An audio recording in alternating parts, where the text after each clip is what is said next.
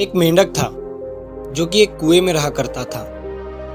वो मेंढक कभी कुएं के बाहर गया ही नहीं था।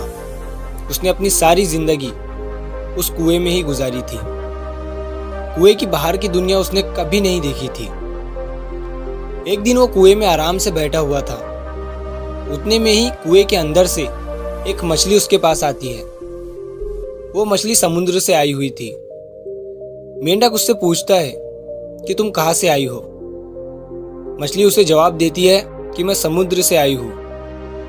अब मेंढक ने तो कभी समुद्र देखा नहीं था, क्योंकि उसने अपनी सारी जिंदगी उस कुएं में ही गुजारी थी।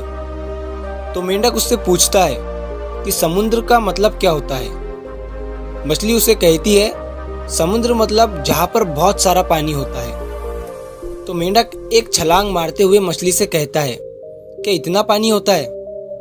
मछली कहती है, नहीं नहीं, इतना सा पानी नहीं होता है। अब मेंढक पीछे जाकर एक बड़ी छलांग मारते हुए मछली को फिर से कहता है, क्या समुद्र में इतना पानी होता है? मछली फिर से मेंढक को कहती है कि नहीं, इतना सा पानी भी नहीं होता है।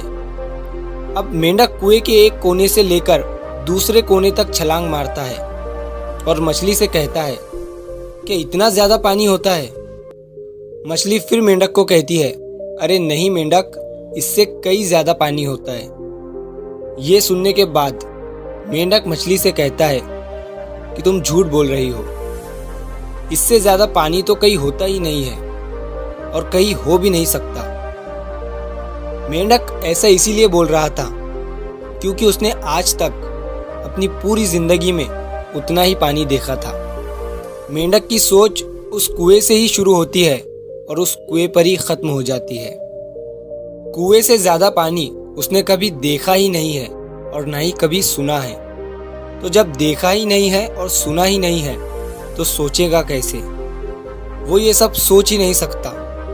तो मछली ने क्या किया, उसे अपनी पीठ पर बिठाया और उस मेंढक को समुद्र में ले गई और कहा कि देख कितना पानी है। मेंढक ने देखा और देखकर चुप हो गया।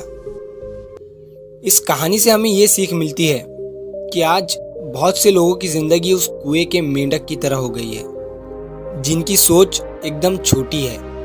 उनकी सोच वहीं शुरू होती है और वहीं खत्म हो जाती है। वो बड़ा सोच ही नहीं सकते, और जब बड़ा सोचेंगे ही नहीं तो बड़ा काम कैसे कर पाएंगे।